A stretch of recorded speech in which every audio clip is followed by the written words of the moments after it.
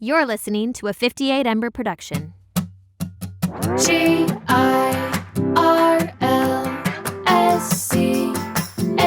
it's Girls Camp. Hello, everyone, and welcome to the Girls Camp podcast. I'm your host, Haley Rawl, and if you are navigating a faith deconstruction too, or simply fascinated by faith deconstruction journeys, Bentley, can you finish us out? You are in the right place. No.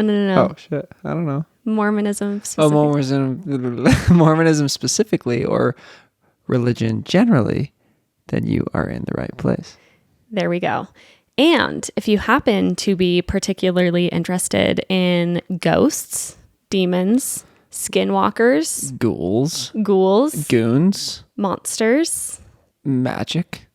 there is some black magic in today's lineup, yes, then you are also in the right place because we are doing Girls Camp Spooktacular Part 2. I'm reading more scary stories. I did this last week and we decided that there were more scary stories to tell. There was too many to get through in one episode, so that's what we're doing today. And Bentley is here to listen and be spooked. Spooky time, spooky season. Can't wait. Also, if you're watching, if you're on YouTube, we're on YouTube. If you happen to be watching, it is nighttime. We're recording at night. Which we've never really done before.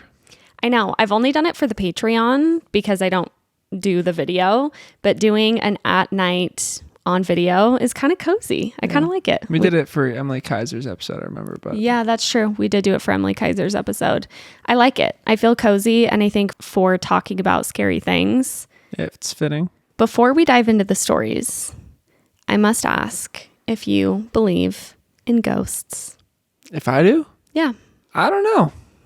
I feel like ghosts is such like a interesting word because of the Holy Ghost. That's kind of like, there's like the typical ghost that you would imagine that everyone thinks of a ghost as ghosts, but then there's like the Holy Ghost, which is like a spirit. Are they all the same? Do I even actually believe in that anymore? I don't know. I think it could exist. I think I'm with you. I think the jury is still out. Maybe after reading some of these stories, you will be convinced because these have me thinking, I will admit. These have me wondering. Here's the thing. I don't mean to invalidate anyone's experience, but I've never had an experience with a ghost. I don't really like to think about it. When I think about it, I get like this weird spooky feeling, and maybe that's because the ghosts are real. But like I just like don't necessarily like to think about it because it's an unsettling feeling. So, but I've never had an experience with a ghost before, so I don't necessarily believe in them. No, actually. Well, if you don't like thinking about them, then this is the wrong situation to be in because I'm about to tell you a whole bunch of ghost stories. Okay, well, maybe I'll believe after this. Maybe you'll believe, or maybe we will be visited this evening by a ghost. I want to say bring it on, but I don't want to say that. Yeah, don't say that. I'm actually going to start with a non-ghost story, but it's related. A lot of these actually, there is some ghost things. There's also just some supernatural things, some lore things. This is kind of how last week's episode was, but it's a good mixed bag. This one is kind of spooky, so it's a good one to start off with. My brother served his mission in the Farmington, New Mexico mission. They taught a lot of Navajo people on the reservations. They heard a lot of talk and stories about skinwalkers. The locals really didn't mess around with this stuff. They rarely even went out after dark because they believed in it so much. My brother and his companion were leaving the reservation one night at dusk. For a long time, they were the only car on the road. Finally, another car was coming in the opposite direction. As they passed, my brother looked over at the driver. He was taken aback. He thought to himself, that person didn't have a face. He kept driving. After a minute of silence, his companion said, that person we just passed didn't have a face. Immediate chills. Once my brother told him he saw the same thing, they freaked out. I get chills still when I tell people that story, and my brother had nightmares for months. That's wild. That's spooky. No face. I remember growing up hearing about skinwalkers and like going up the canyon thinking I was going to run into a skinwalker late at night. I never did. But those stories still, could they be real? I don't know. I didn't know exactly what a skinwalker was, so I looked it up. And skinwalkers are shape-shifting figures from Navajo folklore, often described as a witch or sorcerer who has the ability to transform into animals or even other people. According to legend, these skinwalkers use their powers for evil, and they are feared in Navajo culture. To become a skinwalker, it's said that a person must commit a dark ritual, like killing a close family member, which then gives them supernatural abilities. Wild. I mean, here's the thing. There's something about the Native American like spiritual practice that I really, really respect in a way that I don't know if I respect other religions or beliefs. If this Navajo folklore is, I don't know, I believe that energy can be passed into a negative place and that skinwalker could become like a bad shapeshifter that could spook people. Sure. I don't know, though. At the same time, I've never experienced it. Yeah, I see what you're saying, though. I think I do have more respect for supernatural beliefs that are more rooted in ancient practices, especially indigenous cultures. Yeah, same. Because we are on indigenous lands. They are the owners of most of the land that we're on. And so I do think that there's something more powerful to that. I also think that those cultures tend to be more connected to nature, to the earth, their spiritual practices. And I mean, I don't know so much about it, but they seem to be much more rooted in good things and have better, just Christianity. The history of Christianity is much less that way than it seems like indigenous spirituality and practices tend to be. And so I would say I feel similarly, though I don't like to think that there's anything that can have that sort of negative, dark energy for my own sanity. I like to think that that's maybe, I don't know, maybe just something that different people interpret differently, but who knows? These two people saw a faceless figure driving a car away from the reservation. I mean, what's the difference between that negative energy passing? I mean, when we die, where does that energy go? It has to go somewhere. I remember like meeting I hate to bring it back to my mission, but when I was on my mission, I walked into a house and I sat down and like this guy walked in the room and immediate like horrible bad energy from this guy, and turns out he worked for the cartel and he showed us like he had bullet holes like wounds throughout his body that were healed, and then he like ultimately like wanted to bring us into a upstairs room and we just ran out the front door, and I had an immediately bad feeling. That feeling probably exists beyond like the physical being too, so I believe there's like an intuition, an energetic sense of some sort. It's gotta be. Yeah. Okay. Moving on. Is that a ghost? Is that a spirit? I don't know. Is that a ghoul? I don't know. Okay. Next story. This one's a bit lighter. Well, not lighter, but different. You'll see. I grew up in a Southern Baptist church in Texas. During Halloween, of course, we were not allowed to do anything related to the holiday. No costumes, no trick-or-treating, no decorations. If we did any of that, we would be satanic. We also could never dream of going to a haunted house. So instead, our youth group took us to a hell house. It's basically a drama that you walk through. The story follows two teenage girls. One was the good girl who always went to church and knew her Bible verses, dressed modestly, did not drink or have sex or dress up for Halloween. The other girl was a party girl who had sex, did drugs, drank, dressed immodestly, etc. We followed their story for a bit, but then we were brought through literal hell, where it is hot and there are demons pulling for us and people screaming. We then go to heaven and realize that the girl who was the good girl was in hell because she was in a car accident and wasn't, quote, truly saved. And the bad girl was in heaven because she accepted Jesus right before she died. Not only are you traumatized by hell itself, but the implications of being told you are supposed to live up to this standard, but eventually it might not be enough and you could end up in hell. I cannot fathom the logic behind youth leaders bringing thousands of kids to this for years and years. A hell house. To cosplay hell. Sounds like an experience. Holy cow. Crazy, right? Also crazy the twist at the end to show, I guess, that it doesn't really matter what you do, because if you haven't accepted Jesus correctly, then you'll be in hell anyway.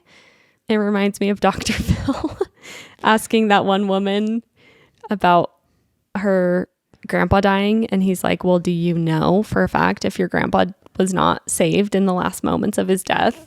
It's like, what kind of arbitrary God is waiting to put people in eternal damnation hell based on if in the last moments of their death they just say, Jesus, I believe in you, I'm saved? That's one thing that Mormonism has going for it that Christianity does not. The whole idea of heaven and hell and being saved and accepting Jesus in your heart. If not, you're going to hell. I know. It's better in some ways, though, because it is. It doesn't expect so much works, but then there's just weird, it gets weird. And I also didn't realize with this story that I forgot that a lot of Christian denominations are not allowed to do Halloween. They can't dress up. They can't participate in anything Halloween related. Yeah, I don't know. That's so wild. Sucks. It does suck. I remember growing up around there was like one or two families who practiced it like this, and they just didn't have TV in their house. They were like hardcore like this, and it was always so weird. I remember trick-or-treating to their house and they like just opened up the door and they just didn't have anything, and they were just like standing there. They're like, you satanic children dressing up for the devil's holiday. And I just remember seeing the kids just like wishing they were out with us, you know? For sure. Yeah. Bummer. Hell House. Hell House. Next year's haunted house theme. Hell House. Come on over to our house. Hell House. We'll teach our twins about hell through a hell house. Okay, next story. This is a bit of a long one, but it takes some twists and turns. I was a missionary in Grand Junction, Colorado, which is the weirdest place already. I didn't know that about Grand Junction. It's apparently weird. I got to my new apartment and I got neutral vibes at first. After about a month of living there, I started waking up in the middle of the night because my bed frame was shaking, like rocking back and forth. It would be moving so much that I'd wake up and be terrified in the dark, looking around, nothing in the room, but still rocking. I'd shut my eyes real tight and force myself to go back to sleep. We even had several exchanges, and when other sisters used my bed, they would wake up in the middle of the night to the shaking. One sister told me when we were exchanging back that she felt a really dark presence in the room when it was shaking, and she rebuked the energy to leave in the name of Jesus Christ and suggested I do that whenever it happened again. Another time I was just sitting in the family room of that same mission apartment talking to my companion, and she looked up and the star ornament we had hanging from the top of our Christmas tree had started spinning. Like, okay, I know you're thinking it's just the AC. Nope, there was no vent up there or anything. And it changed directions, like spinning clockwise, counterclockwise, and back. We both locked eyes and got really anxious. The final thing that spooked me was that there was a scale in the bathroom. We had a scale that was the kind where you have to tap it and put pressure on it to turn it on, and then you step on to weigh yourself. It was right next to the shower, so I assumed my companion propped it up against the wall for more space while she showered. I never weighed myself, but later during the day, it was always lowered after my companion had weighed herself. One day, my companion and I got home from working, and she ran upstairs, froze halfway up, then screamed down to me. I ran up to see what was wrong, and the scale on the bathroom floor was lit up with numbers in the triple digits. We screamed and ran back downstairs. How was the scale activated, and what human-heavy person had stood on it to be 100 whatever pounds? After I moved out, my old companion reached out to me freaked out because she said she has never propped the scale up against the wall. She always assumed I did that getting ready. When her new companion moved in and the scale was still propped against the wall every morning, she confronted the new girl to ask why she props it up, and the new girl said she's never touched the scale either. Hell no. So every night, some ghost bestie propped the scale against the wall, and every morning my companion would set it back down. Nope, like it wasn't even a scary ghost, but just why? Who was trapped in that apartment, and why were they rocking our beds and playing with our belongings? Spooky. Spooky. Spooky, spooky, spooky. Also, to this person's point, it's one thing if there's a ghost, if you sense that there's a ghost, if spooky things are happening. But especially when the ghost is just kind of messing around with you, almost just because it can, is particularly spooky. Like it feels eerie in a different way Because why would it be messing with the scale of all things? Shit. Yeah. Man, it's making me realize, like, holy shit, all these scary movies that I've seen is like based in like probably real experience, but No. it's all real. No, it's not. I'm a believer Scary already. movies. I will say, reading these stories, a lot of these stories are spooky. There's spooky things, but it's never to the extent of what you see in scary movies. It feels like if ghosts are real, they don't have that much power to do that much, you know? Yeah, totally. So I tell myself so I can sleep tonight. We'll see, I guess. And so many people being haunted on their missions. So many stories, probably 85% of the stories I read out of 300 stories were people on their missions and haunted mission apartments and things like that. Wow. Just a vulnerable state, I guess. Okay, next story. My dad gave me the book Putting on the Armor of God, which is all about Satan and his tactics. Have you ever heard of that book? I had never heard of it. I mean, I remember using that as a metaphor. Yeah, As but a not the scripture. specific No. book. Well, when I was 17, I stayed home alone overnight for the first time while the rest of my family went on a ward campout. That night, I began to read the book, and it began with a parable about the most evil man in town who was followed by only a couple devils because he was already a sinner. But the most righteous man in the town was followed by hundreds of devils who were trying to tempt him but couldn't. He then explained that each of us is also silently surrounded and followed by hordes of dark spirits, the 1/3 of the spirits who followed Satan and were cast out of heaven. Put a pin in that, we'll explain. He calculated how many people have ever been born to determine an approximate number of evil spirits, and then came to the conclusion that each member of the Mormon Church is followed by approximately 120 evil spirits at all times trying to lead us astray. Not doing that math. I remember looking up at the ceiling in my dark, empty house and imagining over 100 dark spirits glaring down at me. I was filled with terror and had to turn on all the lights and TVs and hide under my covers for the rest of the night. That book is the main reason I stayed Mormon for so long. I was scared that evil spirits were constantly following and tempting me and would take control of me the moment I stepped away from the church. So to explain the devils thing, I remember hearing this as well. The Mormon lore, the Mormon origination story is that in heaven, there was a battle between Jesus and his plan, which was to give people free agency. Also, I just said Jesus. Weird. I said it like the girl on Dr. Phil. Okay, so Jesus was fighting for his plan to give us free will and agency, and Satan wanted to make everybody come down to earth and they would have to follow God. They wouldn't have a choice. So there was a battle that ensued in heaven, and 1/3 of the souls in heaven followed Satan.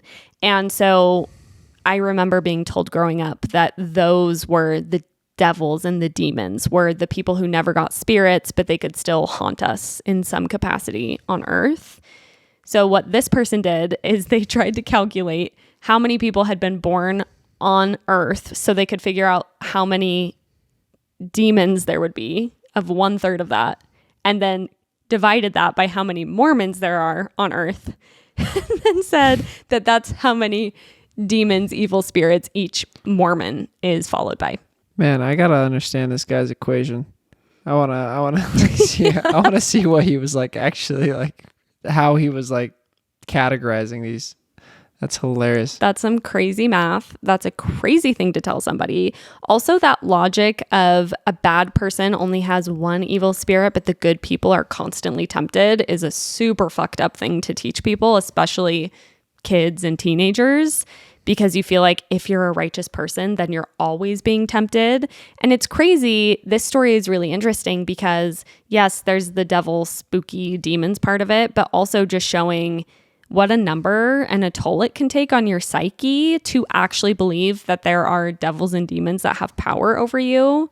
I hate that so bad. That was one of my least favorite parts of Mormonism, is very much believing in Satan that actually can tempt you and get you to do things. I think that's such a bad belief to internalize. Yeah, I think it's horrible. Just wild. I don't know how to. That tequila hitting? No. I just remember, I don't know why I thought of this, but in one of my favorite lines, sometimes I say just as a joke, in The Italian Job, that movie, they say, I don't hate you. I just hate the devil inside you. Oh, you always say that. And I have not known where it's from. It's from The Italian Job. And I don't know why You've said that to me I've said so that many so many times. And I've just like realized like, oh, like is the devil possessing me? Or like, what is that person even saying? It's a funny thing to say when you're saying it cheekily. Yeah. I just hate the devil inside you. Okay, next story.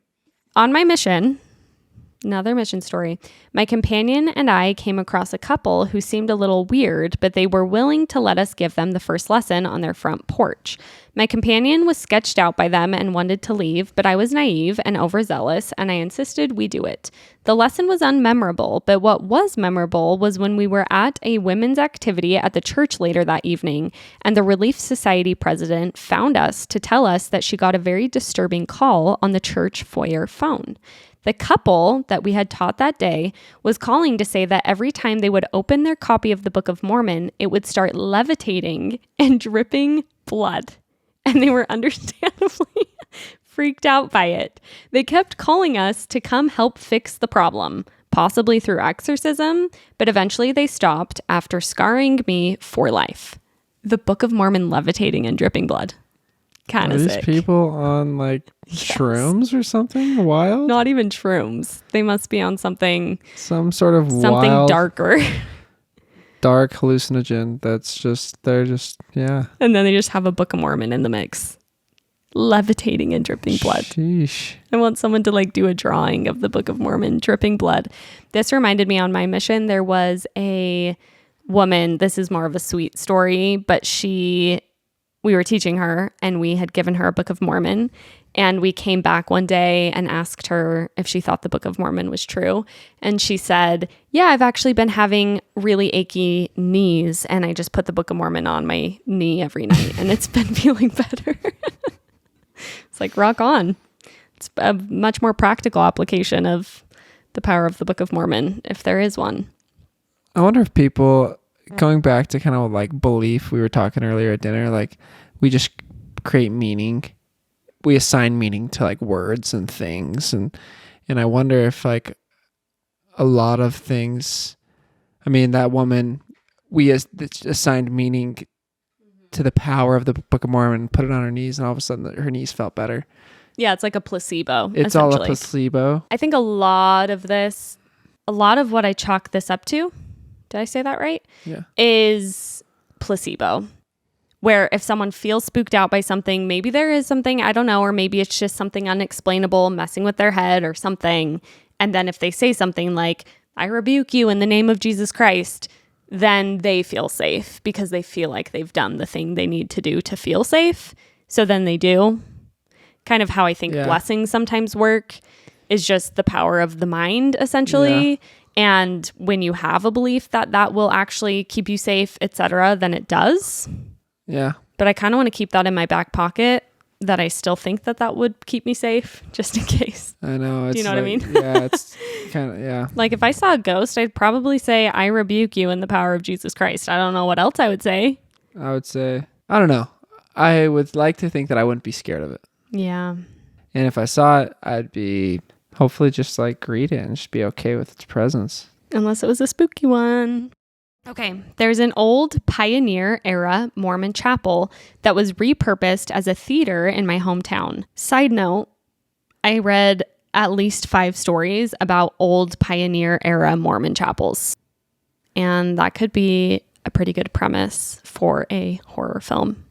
Or not even horror, but something that connects like pioneer past to kids in this day and age playing in the chapel. I don't know. Might be Someone something write a book. One night while doing a production rehearsal, I went to the restroom and was immediately hit with an overwhelming sense of something evil and spooky and a dark presence. All of the toilets were flushing without stopping and every sink was running at full blast. It was very unsettling and frightening, and I had to leave the building in order to feel any sense of peace. Spooky bathrooms. And those bathrooms are spooky as hell. midday. They are spooky. They're stinky, creepy bathrooms. Stinky. Ooh. Squishy. Yeah, they're gross. Squishy. Squishy walls because they're full of mold. I don't know. Are there There's not carpeted walls in the bathrooms. But think of spooky church bathroom, spooky pioneer era church bathroom. And then all the toilets flushing at once. I'm trying to even imagine what a pioneer era chapel even looks like. Yeah, I don't know. I don't know if I've ever been to one. I don't think I have either. Maybe you should go visit one in the dead of night. We break in. Also, believe it or not, there is another spooky church bathroom toilet story. Oh, fucking way. I'll tell it last. Must be just the plumbing from that era that just like that goes crazy. Just goes crazy. They just that has to happen all the time, and she just happened to have seen it. Maybe. I don't know if this last story was a pioneer era one, but we'll see. Okay, next story. This one's so scary. I just got a chill down my spine. Let's see if I get one. Ex-Mo return missionary here. I've never talked about this because it scared the living shit out of me. I served my mission on the Brazilian Amazon, and it was a sketchy place to send a bunch of white teenagers in the first place. Demonic possession was a big deal down there. My companion and I were tracting one day, and we met a woman who seemed very interested in what we had to say. She was bright, kind, and sober. She invited us back the next day, and as we were leaving and she was waving goodbye, there was a moment where the wind stopped, everything went quiet, and her smile suddenly looked 5 times too big, and she started to giggle. I blinked and it was over. I thought I made it up, but my companion looked scared out of her mind. Neither of us said anything the whole way home. The next day we went back at the appointment time. Why'd you go back? Never go back. And the lady's door was closed. We knocked, but no response. A neighbor asked us who we were waiting for, and when we told her, she raised an eyebrow and said, "Nobody lives in that apartment, and I don't know anybody by that name." A couple of kids were playing in the alley in front of us, and I snapped a picture because there was something about it that made me feel calm. Immediately after I took the picture, the wind stopped again. The kids bolted back to their apartment, and we started to hear clinking cans and an all too childish giggle floating out of this lady's apartment. I almost threw up at how terrified I was. My companion and I didn't get along. We never agreed on anything, but in that moment, we made eye contact, and without saying a word, we just started running. We ran the entire way home without stopping, and we were a good 2 miles away from home. We couldn't ever talk about it because that same scary feeling would overwhelm us. Even typing this out makes my arm hairs stand on end, and I just know I'm going to have nightmares. Spooky. Did that one scare you? The laugh part with the like right at the beginning, it definitely was like, ooh, but no, it wasn't real. Just kidding. You're like, no, fake news, misinformation. No, that's scary. I mean, like, it's always like the two witness thing, you know, that like makes it even scarier because it's like, I agree. Yeah, like if it was just you, it's like, okay, did I make that up? Did I dream that? Whatever. But when you can confirm that and reconfirm it years later, or like get more details from people later, it's like, holy cow, like, yeah, that's weird. That one really, really spooked me out. Something about it is just so eerie. Too big of a Bentley, that scared me. Oh, it was a childlike laughter. That scared me really bad. Don't do that. Don't do that. I'm serious. Don't do that. Don't. That really scared me. Please don't do that. Okay. Yeah. Don't do that. I'm serious. Okay. Stop laughing. Stop smiling. No, smiles are scaring me. How big is my smile? Don't. I'm serious. Don't. Stop it. All right, I'm gonna read one that's a little less scary. You're kind of a scaredy pants. I am scared. Doing it at night is so much scarier. I don't get scared during the day, and at night I get scared and spooked. Okay, let's see. That one's scary too. Fuck. Okay, I'm just gonna get the really scary ones over with. These are scary. I'm sad. 2 weeks before I came home from my mission, things got strange. We were helping a woman move when one of the elders found a creepy little wizard-looking cloth doll and named it Daft. He gave it to us as a joke, and that's when the weirdness began. Pictures of Jesus fell off the walls, we had disturbing dreams, and our apartment started to feel off, unsafe. The worst of it happened one night. I woke up in a paralyzing night terror. I couldn't move or turn my head. Panic set in when I felt something cold holding my foot down, but I couldn't move to see what it was. Then, just 2 feet away from me, my companion in her bed started scratching. The sound was fast and almost rhythmic, her fingers just raking across the sheets at an inhuman speed. It wasn't normal. For a moment, I thought she might be having a seizure. The sound was so rapid and unnatural. 3 minutes passed, the scratching relentless while I lay there, unable to move, and the feeling of someone still holding my foot down. Suddenly, it stopped. I shot up in bed, and my companion was just asleep, peaceful. She had no idea what I was talking about the next morning. Needless to say, once we got rid of the doll and had the elders bless the apartment, everything stopped. Power of the priesthood. Church is true. God's real after all. That one's scary. The scratching. The doll named Daft. It's just starting to make me rethink some of the experiences I had on my mission, if they were real. What do you mean? Waking up in the middle of the night and punching the fan. To remind me what that story is?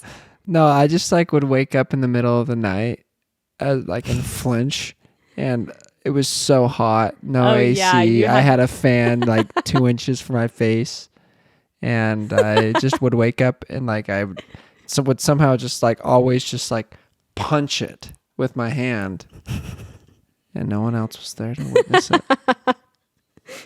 Spooky. The spooky fan. Okay, let's see. I'm trying to find one that's a little bit less spooky. Oh, should I read the other toilet one? Yeah, let's hear it. This is not a pioneer era Mormon chapel. Bad plumbing, I bet, still. My dad was serving in Young Men's, and one night after an activity, he was the only one left in the building. Being in a church building alone, or being in a church building at night, it's spooky. It's one of the scariest places I can think of. I think the last time I was scared was in a church building at night. Yeah. Why is it so scary? The buildings are just scary. They're spooky. Yeah, they're weird. Yeah, I think thinner veil around church buildings, I guess. That shows you the true truth of things. When at night you feel spooked out of your mind. Think of how many devils or devil spirits are surrounding one person. How many are surrounding a church building? True. Also, I just said goddamn. Did I tell you about the review I got where someone said, I got a 1-star review and someone said that I take God's name in vain all the time on the podcast or something? I don't feel like I ever say, oh my God, even on the podcast. Maybe goddamn every 5 episodes. Lord's name in vain, babe. You really got to keep your commandments. No, but genuinely, do I say that? I was trying to remember when I read that review. It doesn't matter either way. I'm going to say what I'm going to say, but I was surprised by that. Have you noticed? I think, no, I haven't noticed. No, not at all. Yeah, I thought that was weird. It's probably some Mormon. Probably some religious someone, right? Because otherwise you wouldn't care. Anyway, my dad was serving in Young Men's, and one night after an activity, he was the only one left in the building. He had just finished putting away chairs and sweeping the floor, and he went to the bathroom. The bathroom had a door you push open, not the kind with a lock or handle. While he was in the stall, the non-automatic toilet next to him flushed.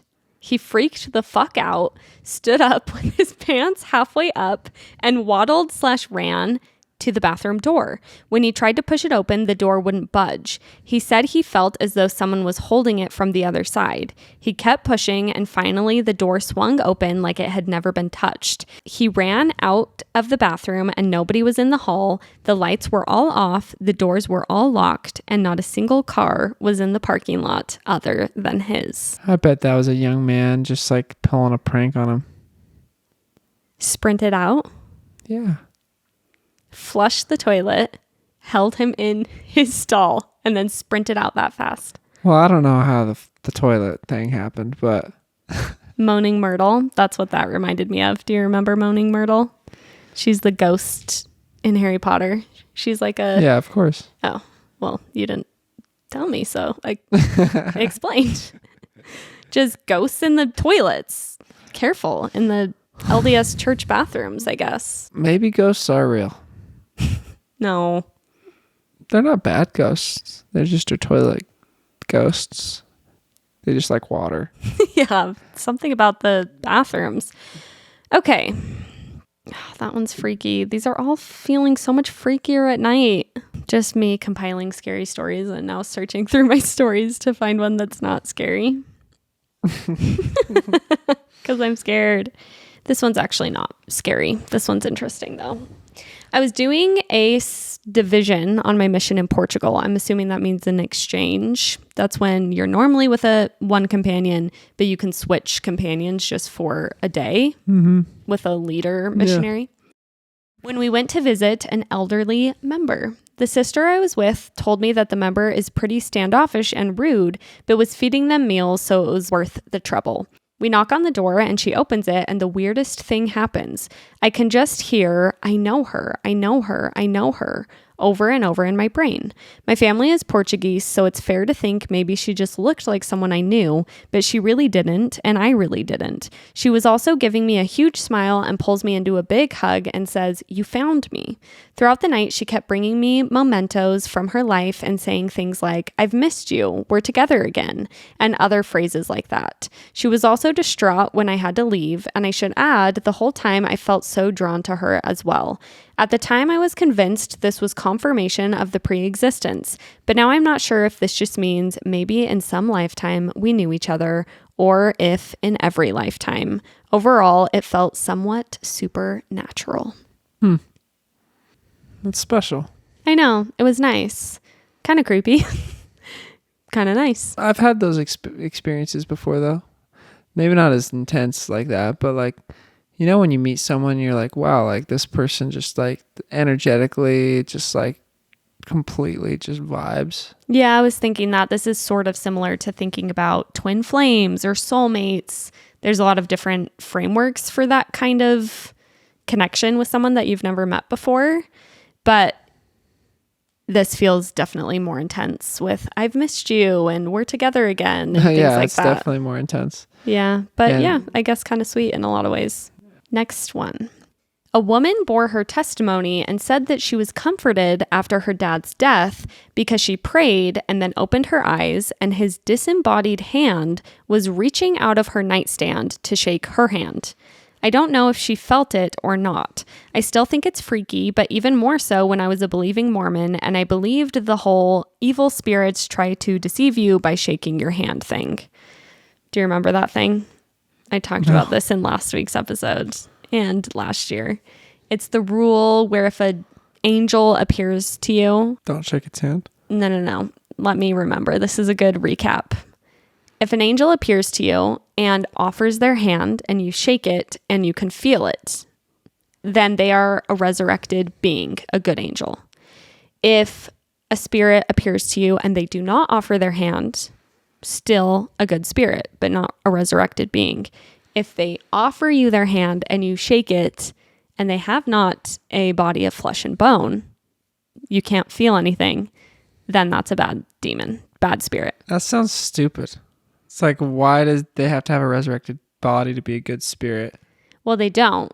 It And can be a good spirit. Why does offering out the hand make them a bad spirit? The point is, if they are a good spirit but not resurrected, they won't offer you their hand. But if they're a bad spirit, they'll try and trick you by offering you their hand. But then you'll be able to tell.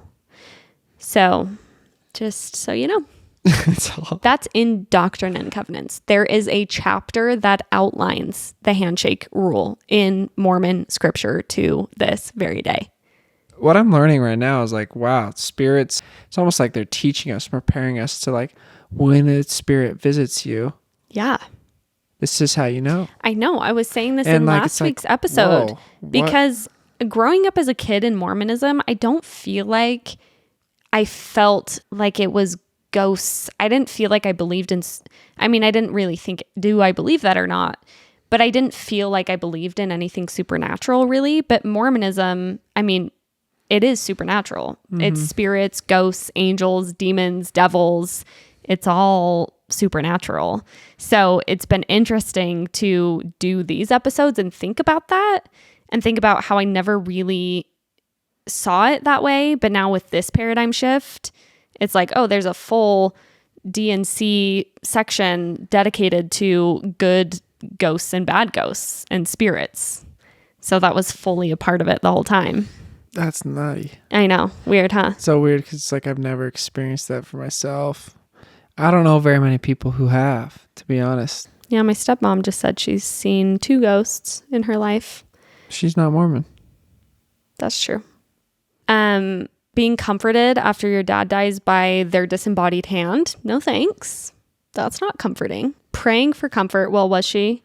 She bore her testimony and said she was comforted after her dad's death because she prayed and then opened her eyes and his disembodied hand was reaching out of her nightstand. Imagine, please, I'm grieving. Eyes open, dad's disembodied hand. That's nuts. No fucking thank you.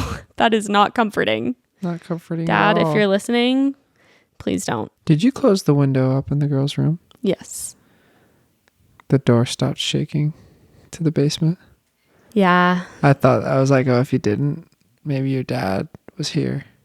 We were joking earlier because I had the window open upstairs in the girls' room. I was just airing it out. And then our door down to our basement was shaking. And it was shaking as if someone was like trying to get out. My stepmom was just here and we were joking about my dad being a ghost. And we were like, oh my gosh, that's my dad. Because we were watching my dad's favorite Halloween Great Pumpkin Charlie Brown movie. But I shut the window and no longer shaking. The draft stopped. Okay, next one. This happened when I was serving a mission in Honduras. Honduras.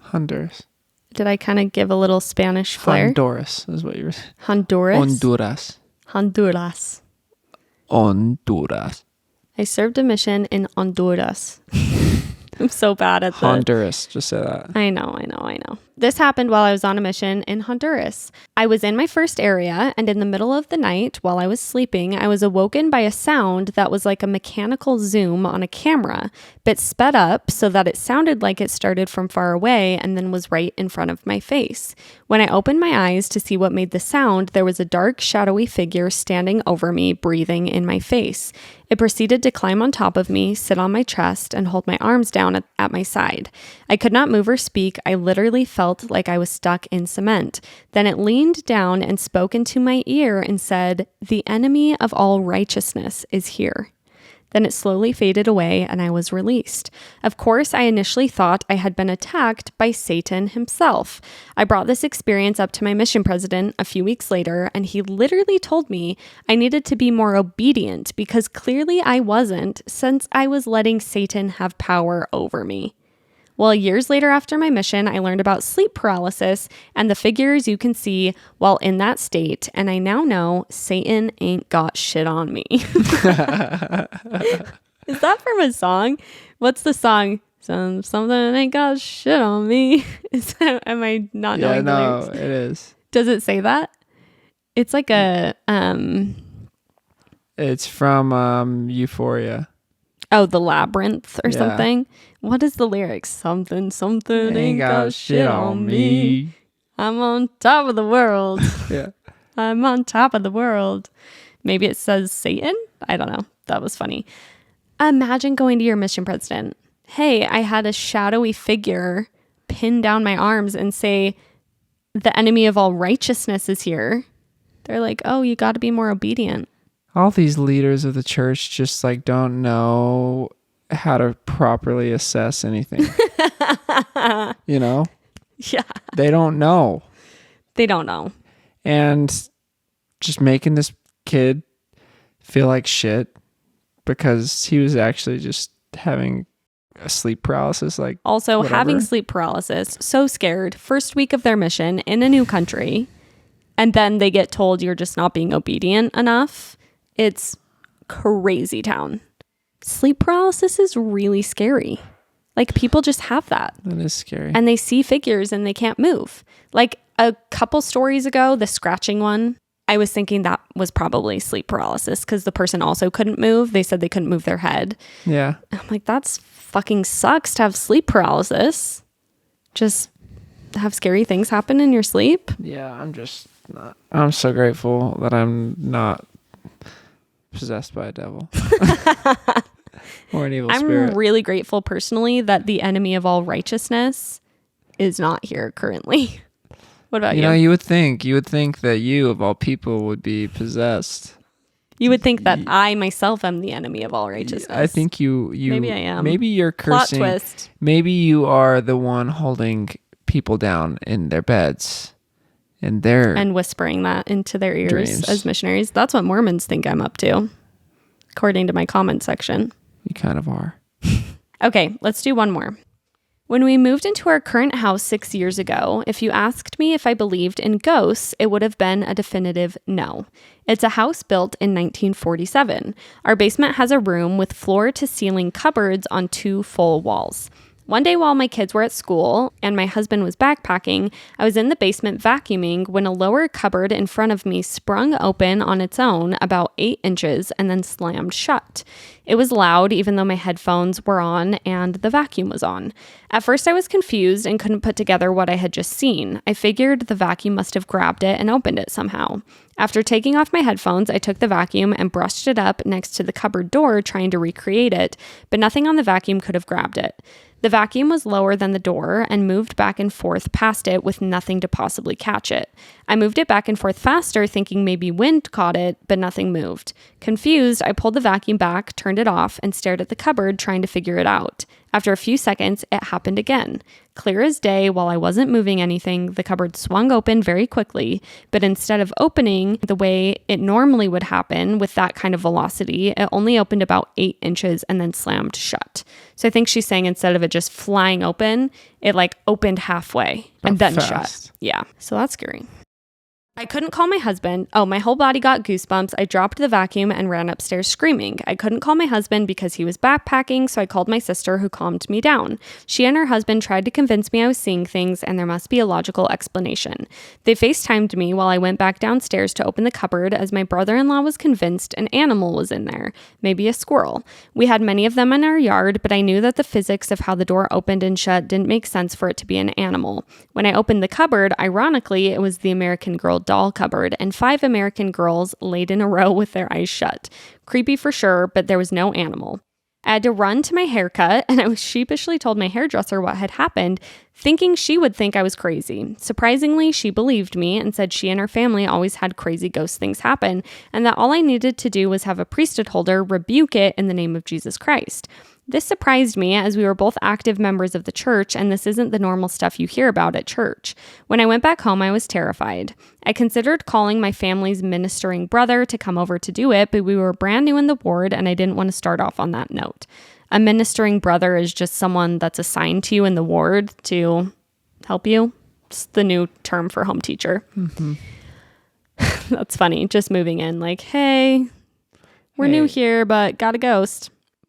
I had recently told my husband that if I needed the priesthood power in a moment he wasn't available, I don't think God would deny me of it. I was thinking back to the Mormon women pioneers that used to bless their children and animals, and I figured if they could, I could. So in that moment, I went downstairs to the basement, stood straight up, tall and strong, rose my right arm to the square, and said, "In the name of Jesus Christ, I rebuke you and command you to leave." At that moment, I felt a rush through my body from front to back as if a ghost went through me and up the stairs behind me. I stood there in shock. I also told my neighbor who was into things like crystals and sage and asked her to come over and sage me in my basement. I wanted to cover all my bases. I've since left the church and I'm not so sure how I think about this experience anymore. At the time, it strengthened my faith, but it also opened up my mind that there's a lot I don't know and that I didn't want to be so stubborn and black and white in my thinking anymore. So in some ways, it opened up my mind that I could be wrong about things, which was an important start to realizing I was in a cult. That is an interesting one. Kind of feminist badass to just say, whatever, I'm going to do it myself. Cast out that ghost. Wait, so she felt like she was in a cult because of what?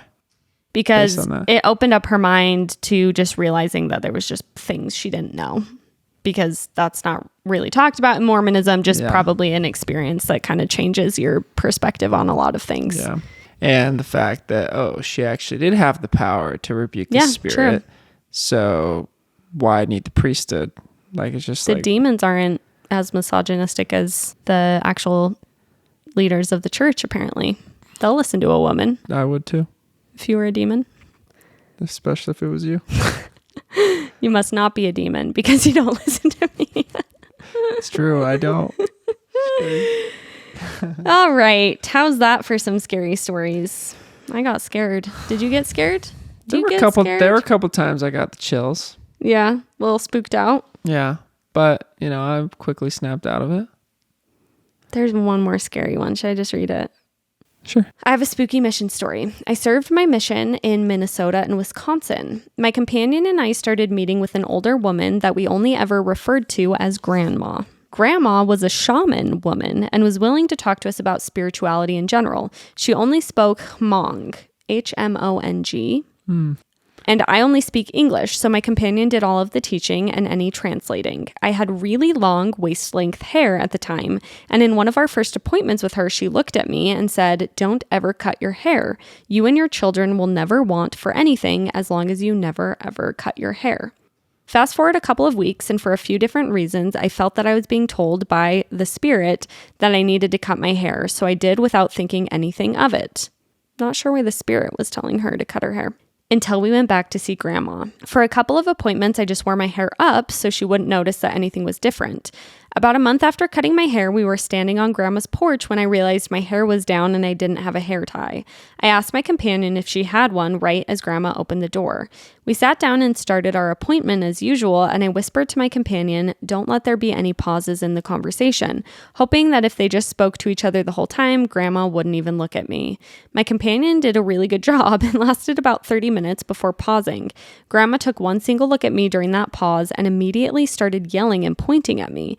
I kept repeating sorry because that was one of the few things I knew how to say. She stood up, still yelling at me, and started walking towards me.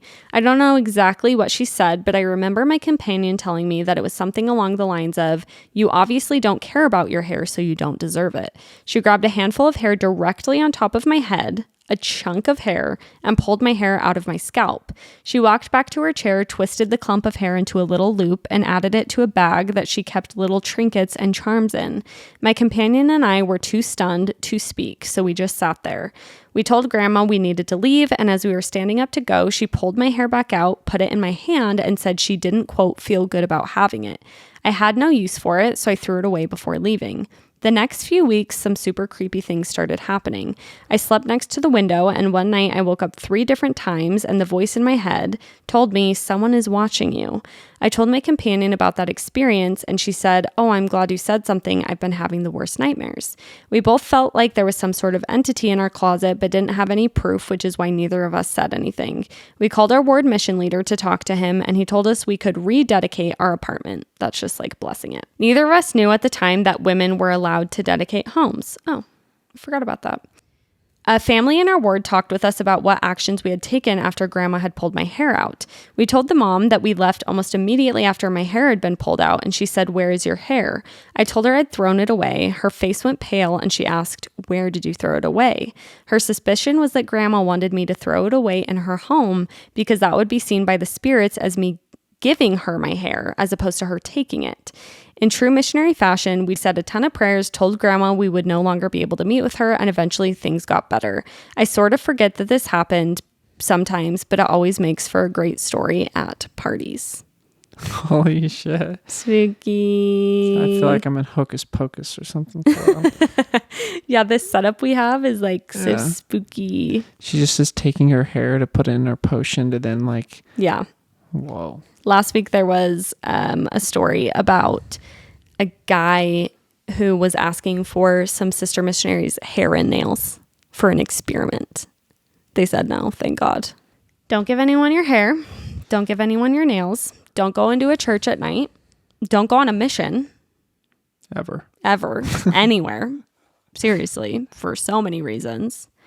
What else should people not do according to these stories? vacuum in their basement alone when their family is gone. I won't be doing that one now.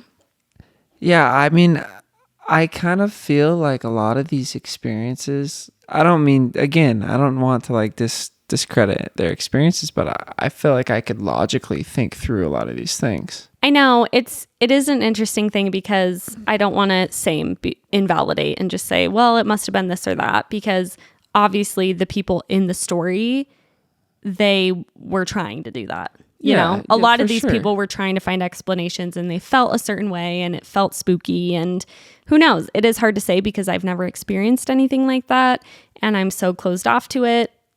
I'm telling the universe, so hopefully I never will. But it is interesting to think about, anything that happens at night, probably a dream or sleep paralysis. But there are some of these that I don't know. During the day, then it's like, could that have been like a daydream or some sort of random like psychosis that, I don't know, sometimes I get random like daydreams that feel so real. Yeah, I know. I don't know what the explanation is. At the same time, it's like, oh, like maybe that star spinning on top of the tree was just like a random draft and they didn't realize that they had 2 windows open or something. Yeah, I know. But then, I don't know. But at the same time, it's like, it could totally be real. And there could be just a draft, right? It is kind of a spooky, cold, like scary night tonight. I know. It's a perfect October evening for this. I know. We have candles lit, lamps on. Well, thanks for joining me. Yeah. Are you a believer now in ghosts? I guess you just answered that. I mean, jury's still out. Jury's out until one appears to me. Only time will tell. Yeah. Well, thank you for joining me. I had a great time, and I'm glad you were here because I would have been too scared to do this alone for real, unless it was midday. I read these during the day, and I was like, yeah, kind of scary, but whenever nighttime rolls around. What if we did like a Ouija board? No, never. Never, ever, ever. That's what's so funny. I say I don't believe in this, and I really feel like I don't, but I would never, ever, ever do a Ouija board. You could not convince me. Really? No. I'm not scared of them. Don't do it in this house.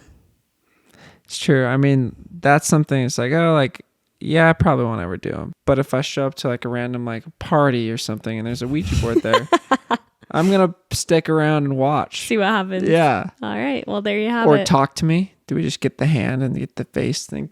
Like, Talk to Me is a horror movie that was so spooky. Was kind of wild. I think this was enough spooky for me for this Halloween season. Yeah. I don't think I'm going to do any scary movies. No? Too spooky. Halloween episodes of The Office only. That's what we should watch tonight. Yeah, maybe. That's the best way to wind down. Okay, I love you. Thanks for being here. And thank you everyone for listening. Quick little reminder that you can follow me on Instagram, Girls Camp Podcast, TikTok, Haley Rawl, YouTube, Girls Camp Podcast. And if you want to follow along on the Patreon for 2 bonus episodes per month and lots of chatting, posting, tons of fun things happening over there, in-person meetups, go to patreon.com/girlscamp. Love you. Have a happy, not haunted Halloween. Goodbye. Bye. GIRLSCAMP.